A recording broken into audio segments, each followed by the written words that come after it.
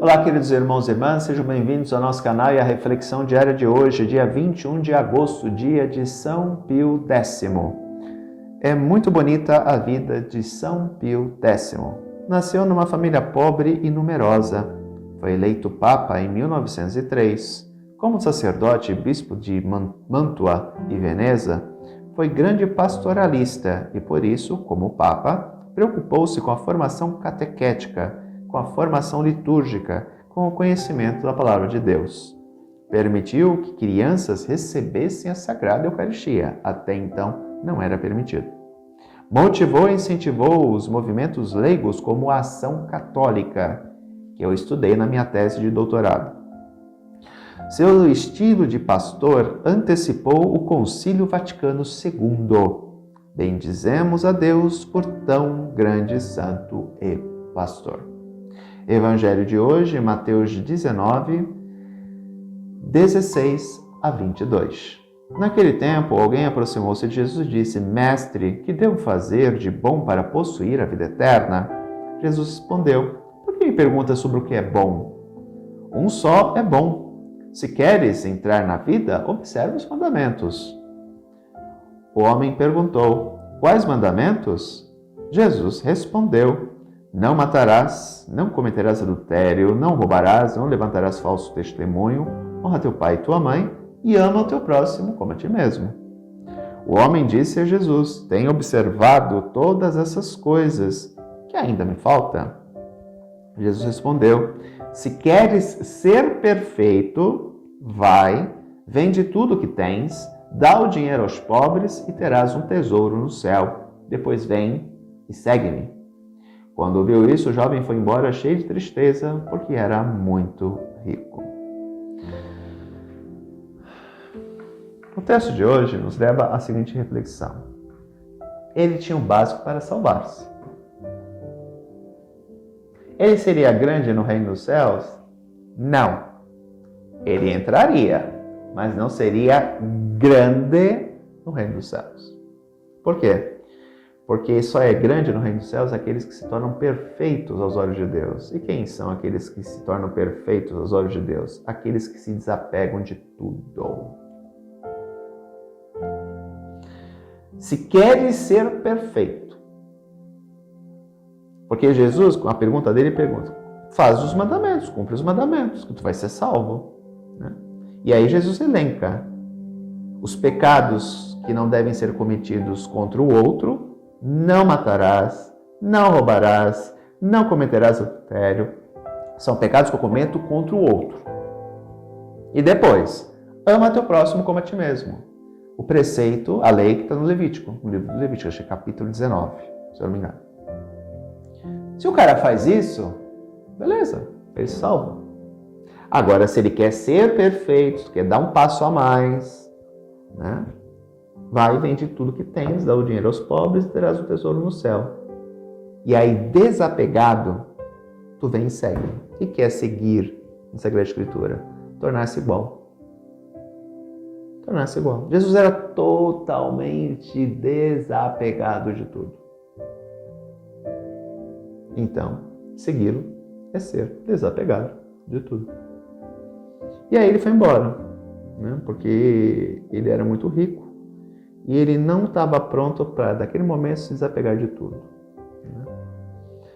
Então, é sempre ter o cuidado de que nada, ninguém pode se tornar impedimento para o seguimento de Jesus. Se nós criamos um entrave, né?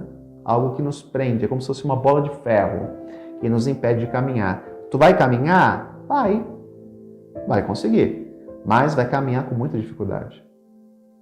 Porque sempre tem algo te segurando. Entendeu? Mas você vai caminhar. Assim são as situações. Pessoas que são apegadas às coisas, às pessoas, elas podem até conseguir caminhar com Cristo, mas vão caminhar com muita dificuldade. Como se tivesse uma bola, vai andando devagarzinho, né? Enquanto outros vão passar correndo. Então essa era essa dimensão de não nos apegar a nada, nem a pessoas, nem aos bens deste mundo. Porque é tudo transitório, gente. As pessoas passam na nossa vida, por mais que sejam importantes, só que um dia elas vão embora. Né? Um dia, por exemplo, nossos pais morrem. Nossos filhos casam e vão viver a vida deles, né? E é assim que tem que ser. Não dá para eu criar filho e ficar embaixo da minha aba, da minha asa a vida inteira. Não, ele tem que aprender a se desenvolver. Na natureza é assim, né? Os animais, eles procriam, os filhotes ficam com os pais por um tempo e depois caem na vida, né? Não dá para eles ficarem acompanhando o papai e mamãe o resto da vida. Não dá. Eles têm que aprender a viver, né? Eles têm que aprender a se virar. Pai que cria filho para ficar com ele, e no dia que você for embora, como é que teu filho vai se virar? Não tem como. Você tem que ensinar o filho a sobreviver, porque um dia você vai embora, né? Você não vai ficar aqui para semente. Então é ter essa noção, sabe? Ai, mas eu amo tanto meu filho. Sim, então aprenda, ensine ele a viver, porque um dia você vai morrer, você vai para o reino dos céus e ele vai ficar aqui. E como é que ele vai aprender a sobreviver depois que você morrer? Né? Então, ter essa noção, sabe? A gente não pode se apegar das coisas das pessoas. Porque um dia o filho tem que bater asas e voar do ninho. Né? E você vai sofrer, vai ter a síndrome do ninho vazio? Vai, porque é natural. É natural, ninguém está preparado para a separação, mas ela ocorre. Eu estando preparado ou não, ela vai ocorrer da mesma forma. Né? Inevitável. E se eu impeço que isso ocorra e o filhinho ou a filhinha fica ali comigo o restante da vida, no dia que eu me for, essa pessoa vai ter uma dificuldade imensa de viver. Por quê? Porque não foi preparado para a vida. Não foi. Então é ter essa noção, esse cuidado, sabe? Um dia, uma vez, não atendo mais essa pessoa, eu atendi uma pessoa em consultório, né? E me causou muito impacto, foi uma das minhas primeiras pacientes, e ela falava assim, eu criei meus filhos para a vida. E eu falava para eles desde pequeno, eles iam crescendo e ia falando, eu não vou querer que vocês fiquem comigo depois que vocês crescerem, vocês vão ter que tocar a vida de vocês. E realmente os dois fizeram isso. Depois dos 18 anos, os dois saíram de casa, o menino primeiro, depois o outro, e foram viver a sua vida. E aí eu perguntava para ela, você não se sente sozinha? Não. São meus filhos. Acho que a maior prova de amor que eu fiz por eles foi justamente prepará-los para a vida. Me causou um grande impacto, isso é uma admiração para aquela mulher, né? Porque realmente, ela preparou os filhos para a vida. Ela não foi egoísta de querer que os filhos ficassem na aba dela o restante da vida. Não. Ela preparou-os para a vida. É assim que a gente tem que fazer. Então, queridos irmãos e irmãs, é ter essa compreensão de que esse Deus de amor e misericórdia, que sempre está atento às nossas necessidades, é um Deus que caminha conosco.